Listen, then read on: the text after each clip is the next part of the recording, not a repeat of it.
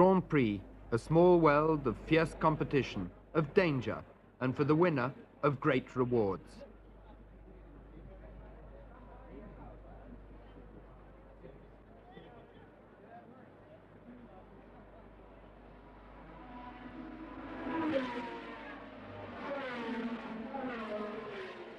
Few people can succeed in this competition. One of the few who has is Colin Chapman. At 40, he's made his million out of cars, a success which has sprung directly from the racing circuits of the world.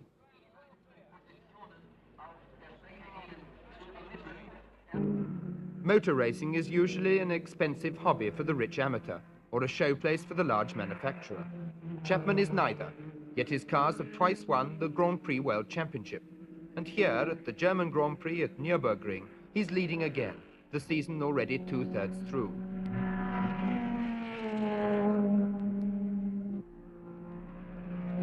For Chapman is a revolutionary in the strictly technical world of cars.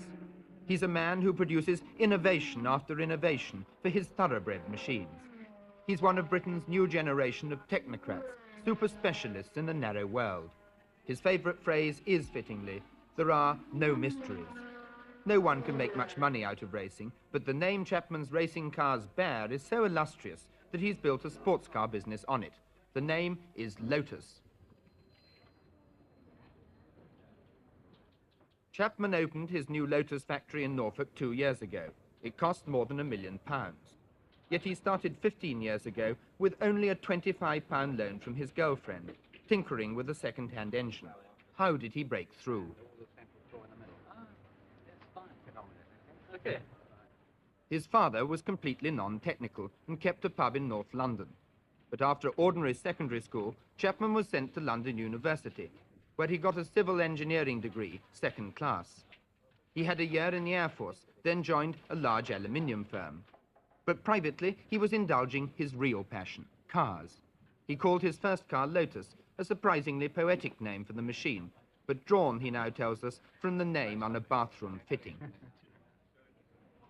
Well, now what are we doing about this then? Have we definitely got what we buy these things? At first, he prepared small second-hand cars for himself to race, but soon Lotus began to be known as a winner, and Chapman made his own name as a driver. Other people asked him to build cars for them, and since his racing was expensive, he began to sell cars from his garage cum factory. The breakthrough came 9 years ago with his first proper production car, the Lotus Elite.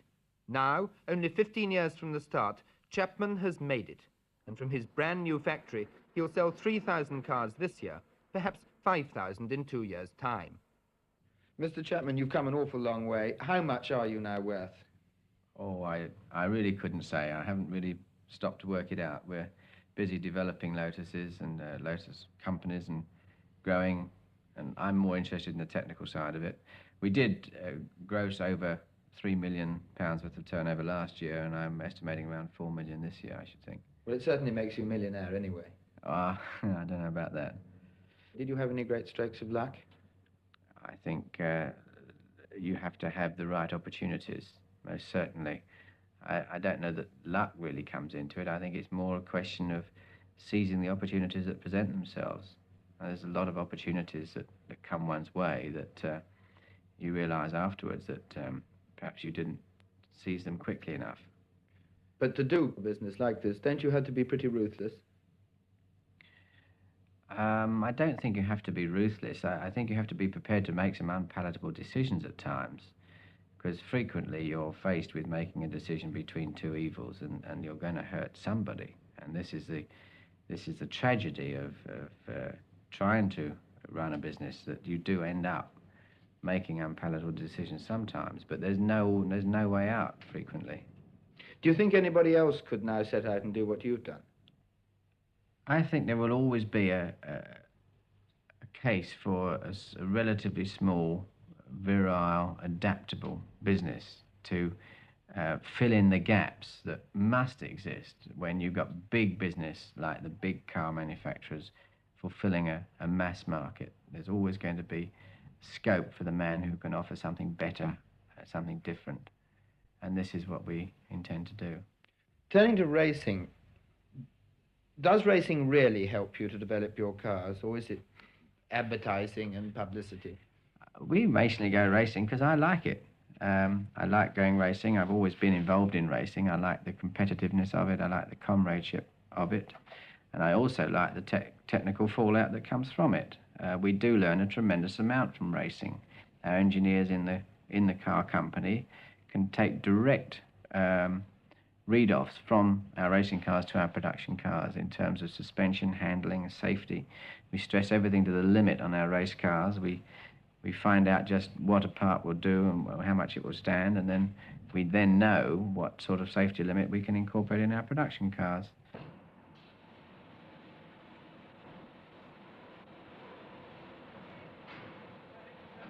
Making cars is usually a business for giant organizations. Making them in small numbers, cheaply enough to sell, is much more difficult. The cars have to be made largely from other firms' components. Indeed, Chapman uses parts from all over the industry, though he does now make his own bodies, from fiberglass, since metal would be far too expensive on this scale. But what counts, what justifies his brand name, is the design.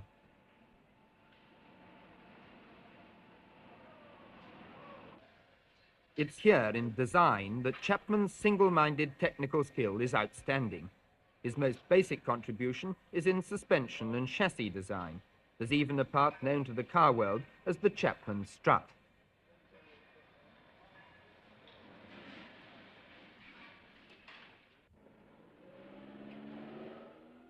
The move to Norfolk was a typical Chapman gamble, breaking away from London to a disused aerodrome in an agricultural area. There was space, above all room for a private test track. Typical also was how he found the site. He drew a circle on the map, 100 miles radius from London. Then he got into a plane and flew himself round until he found what he wanted. Production cars now produce the big money, but racing cars proper are still a business for Chapman. He sells more than 100 a year. His own racing operation is Team Lotus, for which Graham Hill is now the top driver. Hill began his racing with Chapman, working as a Lotus mechanic in return for cars to drive. What's Colin like? Is he a hard taskmaster to his drivers? Yes and no. I mean, he doesn't actually drive you. He doesn't, I mean, which wouldn't work anyway, I don't think. And I think he appreciates that. But the sort of standard he sets for himself and his own mechanics more or less sets the tone. And of course, you've got to come up to that anyway. And consequently, and through by example, you get the standard set, which of course is a very high one. What's his real contribution to motor racing? Original thinking, and which is very unusual. I mean, that's most things have been done before. And of course his design and his speed at getting things done, and of course his energy and drive and personality. You know, one can number quite a few things, but I think original thinking in motor racing, more or less setting the pace of design improvement and progress in motor racing. A racing car is, simply, something to get an engine round a circuit as quickly as possible, while keeping its wheels stuck to the track. The specifications are strict, but Chapman's talent has been to develop his cars to the limit of what is allowed.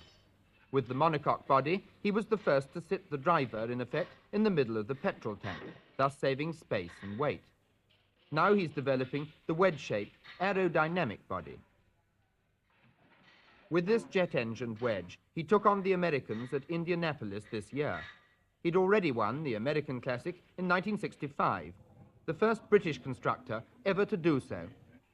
I was horrified to see the way that the design of cars had stagnated over there, insofar as they just hadn't had the spur of competition that we'd had in Europe to evolve newer and better cars. And really, I felt that all we needed to do was to take a European-style car to the state which we'd already evolved our racing car in Europe and take it to America, and it would be successful. Added to which, of course, the attitude in America was goaded us on a bit, insofar as that they felt that the only sort of racing was Indianapolis-type racing, and that all this Grand Prix racing was just fun for the boys. But when we won the race, they all started to copy this. style immediately, and in fact all American race cars now are based on the European style of race car. You go over to America a lot. Have you learned anything from American business methods? I don't think that in particular the Americans have that much better ideas on business than can be found in the good firms in England. They do business on a larger scale, but a lot of their reputation is a bit of a myth, I feel. What is this, public relations, or are they more public conscious? You're fairly public conscious. I think they're very good at patting themselves on the back, whereas the British tend to criticize themselves all the time and more often. But if you compare the actual results achieved, I don't think there's all that much difference. The Americans think that there's much less government interference than there is in Britain, for instance, with businessmen. Do you feel this? Do you feel that the load of the government machine is down on your neck the whole time? I feel we could do with a far less government interference than we have in Britain at the moment. Not so much direct with businesses as with people. I feel that we're far too overregulated. I feel that the unions are far too restrictive, that everyone takes a negative look instead of a positive look at the problem. And they still harp back too much on the bad old days. I feel that these, in any enlightened society, these are gone forever, and what we should be doing now is looking to seizing opportunities, creating opportunities, and fostering progress, rather than trying to restrict everything down to a negative approach, which is what's happening now. And yet you're something of a nationalist. You carry Racing for Britain on your vans and on your cars, and you have made your own success here in Britain. How do you feel when you go abroad and come back? What do you feel about Britain? The net result of spending 10 years travelling to most countries in the world racing makes me realise what a wonderful place Britain is and how pleased I am to come back to it.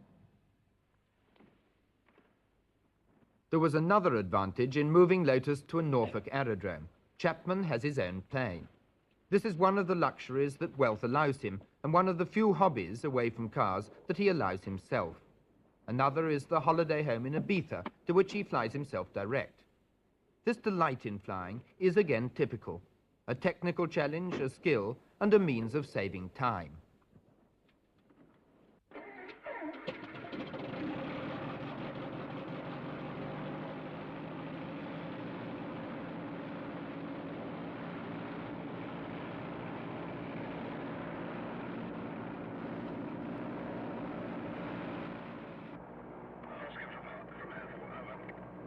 Alpha Oscar, I'd now like to take off. Can you clear the track, please? Roger, will do.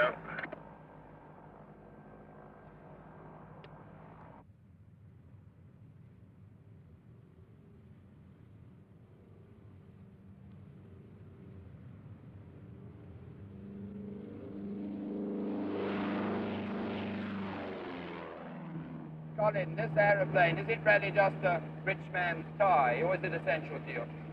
Oh, I think it's absolutely essential for the amount of travelling that I find necessary in connection with the business and racing. Being placed 100 miles from London as we are, it's handy to be able to get into London in a total of about an hour, which involves about half an hour's flying time. And of course, it's easy to get to the continent. I can be in Amsterdam within 3/4 of an hour of leaving my office. And this is really necessary in order to cope with the amount of business that we do nowadays. Hey, there's our transporter leaving, look. See our red and white transporter?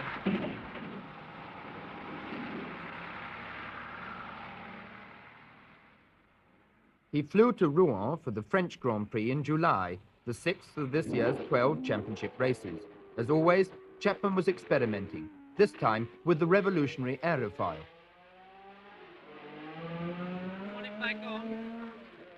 Yes, I should think so. Yeah, if you can get it on time. Well, I don't know whether we're going to. Yes, we might. We've got 10 minutes. Yes. Well, have a go. See if you can get it back on it.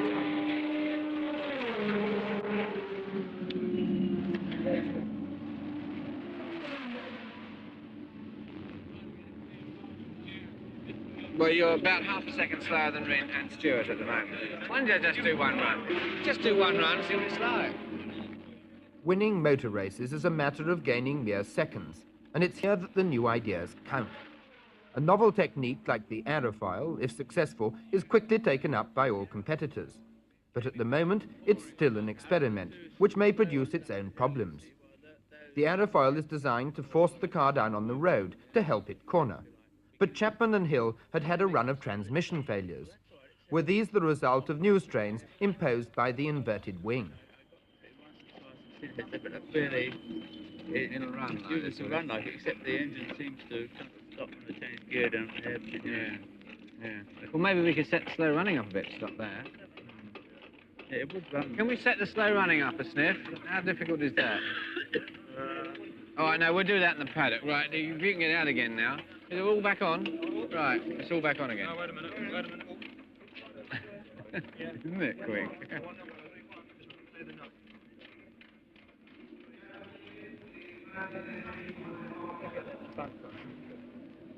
Well, they've got a magic device now, you see. You're going to get time for about 2 laps.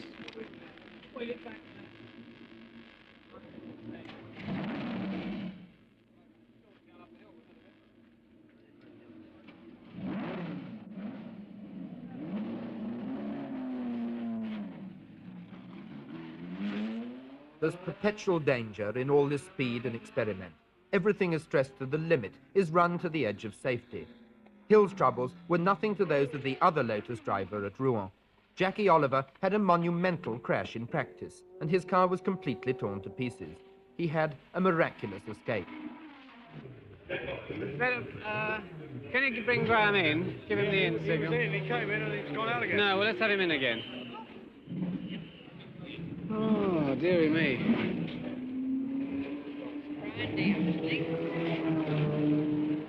Well, you were white. You're better now. You were pretty white 10 minutes ago. I think you ought to sit down. Sit down in the chair. Really? It's all that water coming up. You want a drink?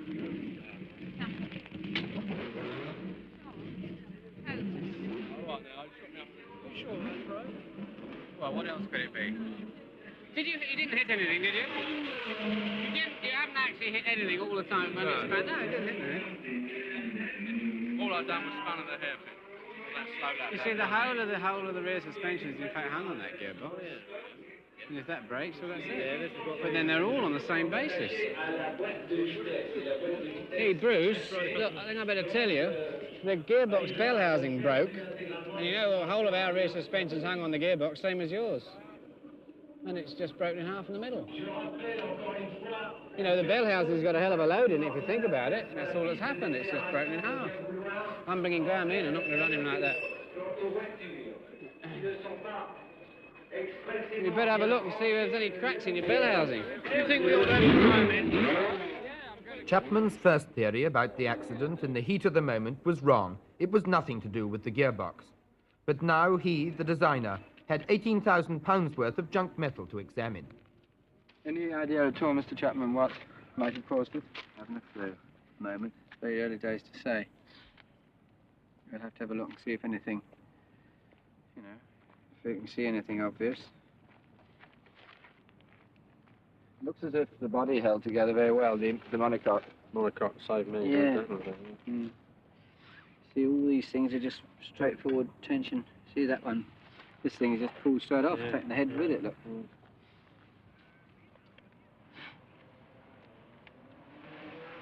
What was happening? Were you going straight when it happened? Yes, straight on.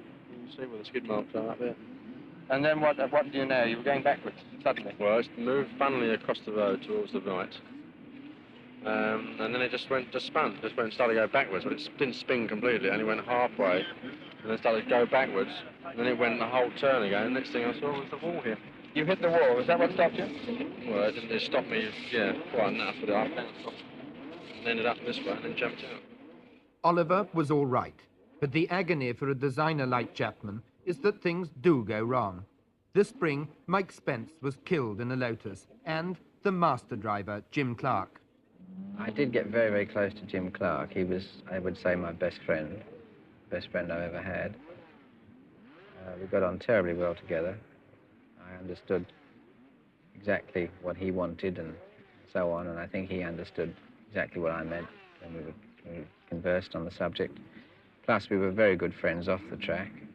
Jimmy was, in my opinion, probably the greatest racing driver there's ever been. He's been a very rare combination of a fantastically high intellect, a fantastically high ability, with a tremendous concentration. I don't think there are any other drivers that, in my experience of Grand Prix racing over the last 10 years, have ever equaled or ever likely to equal the sort of a total race driver concept that Jimmy was. And this is the tragedy of motor racing, is when you do get close to a driver and there is an accident, of course, it hurts you so much more. A racing driver's life is in the hands of the designer, but also in those of the mechanics. They are the third strand in this tiny, close-knit world. What's Chapman like to work for? Exacting, reasonable in the main, I think. It's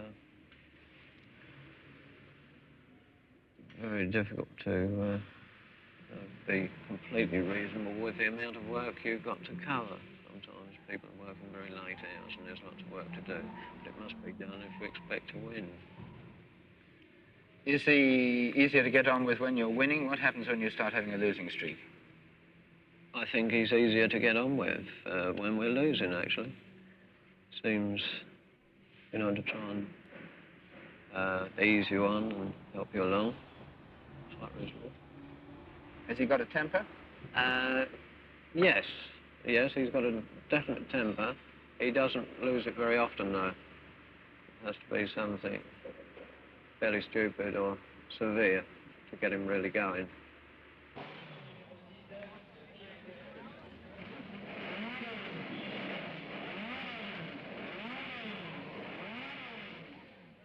On the day of a Grand Prix, the private technical life of men like Chapman is invaded temporarily by the enthusiasts, by glamour. The atmosphere is international, sometimes zany. Honda's team had their Japanese lunch flown from Paris.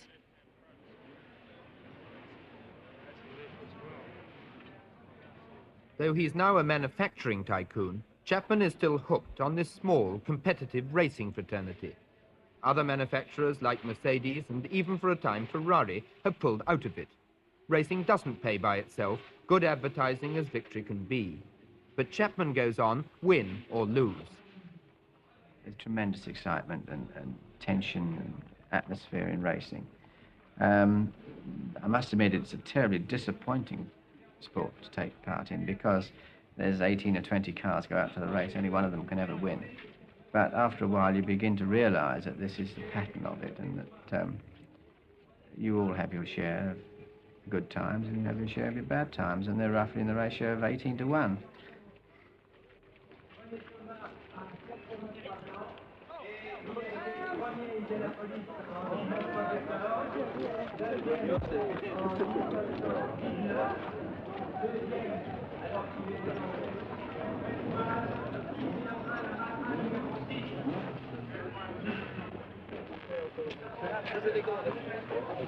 Colin, how do you fancy the chances? It's starting to rain. Yes, well, it's one of these problem days where we're not quite sure whether it's going to rain or not. I don't think it'll come on heavy rain, and in light rain, I think the tyres we're using are as good as any that we've got. Although I must admit that I feel a lot happier if we had a tyre that worked better in the wet. How do you feel personally at this moment? Are you highly nervous? I always get a little nervous, yes. I always hope it's all going to stay together. You know, there's so many things that can go wrong with a racing car that the unusual one really is the one that finishes rather than the one that doesn't.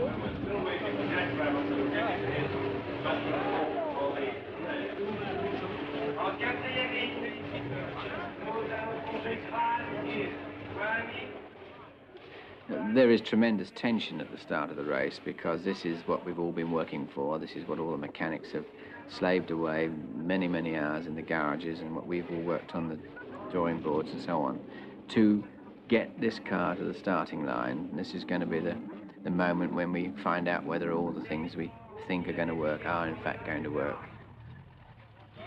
The drivers, of course, are quite tense because they realise that in a few moments they're going to be involved in a very high-speed procession down through that first corner, where every man has to be very, very careful to make sure that he doesn't touch another car and precipitate a multiple accident and so on.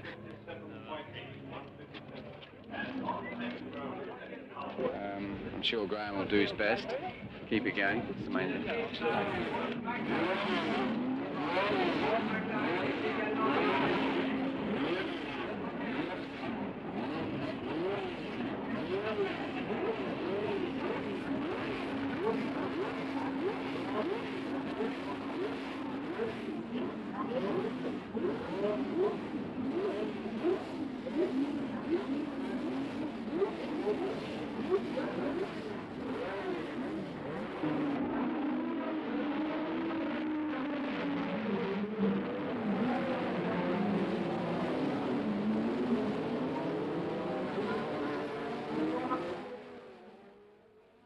Chapman won no prizes at Rouen. In fact, the race was something of a disaster, and Hill broke down again. But even at home, Chapman doesn't get away from cars. The technical man par excellence, he hasn't really got many interests outside the technical. He keeps fit, is weight conscious, but he's always designing something. Nor does he take time to indulge in his new wealth. Predictably, he's got a lot of cars, 7 of them, but otherwise he doesn't spend with a millionaire's abandon. His one big new venture is the £40,000 house he's building. In a way, it's like Chapman himself. Modern inside, but outside conservative. Chapman prefers, he says, something enduring. Come on, Clyde. Now, do something so, Clyde. You've been to it. Come on, off. Let me have a go. Come on, take it on. Woo! Please, ready. Got it, Claire? Yes, you do. Yeah, I am a bit hungry. 1, 2, 3, change. In. No, come on. Until the new house is finished, the Chapman family lives simply, if comfortably. No servants, just an au pair girl. Mrs. Chapman is used to making her own curtains and does the cooking. It was she who lent him that £25 that got him started on his way to become a millionaire. How does she think this success has changed her husband? Well, to me, I think he's a better person for it. He's a lot more tolerant now and understanding of people, and he's more interested in other people. And I think it's, whether it's just he's getting older and people improve that way, I don't know. But I think he's better for it. Now, has it changed your life? You suddenly got building a great big house in the new house. Do you find that having come to a great deal of money, does this change your life a lot? No, I don't think we've changed at all, really. I think we've always had to work hard for what we've got, and I think that, in a way, has made us appreciate things a great deal more now. And I think, really, we enjoy quite simple things. Would you like him to let off the pressure and to relax, and you just to relax into a quieter life? Well, I wouldn't like him to relax too much, because I think it's better for a husband and wife to have times together and times apart. I find that's worked very well. And I don't really ever think Colin would ever retire or relax completely. He's got to have something to occupy him. He's that sort of a person. Now you've become a millionaire. What difference has it made to your life? You laugh every time I say you're a millionaire, but well, no one's ever said it before, so I haven't really got used to the idea, even if it is true. It's still a shock to you to think of yourself as a millionaire? I think so, yes. No one's ever said that they thought I was a millionaire, and I don't really know that I am, actually. I'm say I have very good company, but I don't. No one's valued it yet, so I don't really know just what it's worth. I forgot what your question was now. When you look coming up to the present and you were amused at the thought you were now a millionaire, it's been a very rapid change. What difference has that made to your life? Well, it hasn't made any difference, really, as I've said, because hasn't really sunk in yet. All I really notice is that with the work I do, working during the week at the business and weekends racing, leaves me very little spare time. And this is the one facet of my current existence which rather disappoints me. I would like to spend more time at home and more time with my children. Have you ever had much time now? I wouldn't have thought you were a man who rested much. Oh no, I don't rest much even when I'm at home. I'm always doing something and chasing around or drawing or designing or doing something, but at least I'm at home, whereas I spend so much time away. This is rather disappointing. But you've now become a super tycoon or a tycoon. How do you look on the older established tycoons who you find around in English society? Do you think English society needs to be jazzed up a good deal? I think there should be more opportunities for people to show their true worth. And I don't think that it should just be going on their education or their social background. I think there's a tremendous amount of good in most people. And you can't classify people as to whether they're going to be successful or whether they're not. I do think that a university education is a great benefit to future life, not so much as what you learn as just the training for thinking and the training for reasoning and questioning everything that's gone before. The man I don't like is the expert who has pedantic views on what can be done and what can't be done, because in 9 cases out of 10 they're wrong. Do you see yourself relaxing more now you've made it? I say I haven't adjusted myself to this fact that I've made it, but I don't see there's any point in relaxing at the moment. We have a tremendous challenge ahead of us. We've got a lot of new ideas coming through the development shops at the moment, new cars, and I can't see any scope for relaxation for the next 4 or 5 years at least. Well, there is one change. There's your new house, which is going to be a magnificent place. This is a rather different way of living to what you lived before, isn't it? It's an objective. I always have to have an objective and preferably some sort of hobby or something other than motoring and motor cars, because you can get terribly stale if you do nothing but motor cars. And flying has always been very interesting to me. I like flying. I fly my own aeroplane to most of the races and so on. I must say I've got a lot of fun out of designing and developing this house and the grounds that go with it, and I think it's a jolly good hobby, and I shall enjoy that for a few more years yet. You seem to be constantly giving yourself problems to solve. Are you a competitive man? How do you mean a competitive man? I always like to succeed at anything I try to do, and I always feel that, yes, I suppose I am. I always like to try to do anything better than I see it being done before.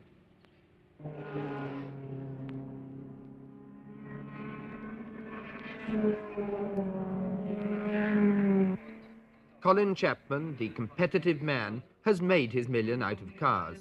But his wealth hasn't changed him much. He's conservative, patriotic. His pleasures are still as they've always been, in the tackling of technical problems. He's partly a standard British type, but he's also a trailblazer in this modern, machine-dominated world. For such a man, motor racing, which is invention fired by competition, makes the perfect arena. For Chapman, it's more than the springboard to a fortune, more than a mere testbed for new ideas. To Colin Chapman, millionaire, Grand Prix is both a challenge and a fulfillment. I think if you try hard enough at racing, you should always be able to win your share of races. I don't think that it is beneficial for anybody if any one team won all the races. We want to win a third of them if we can, and if we don't, it's only because we don't try hard enough.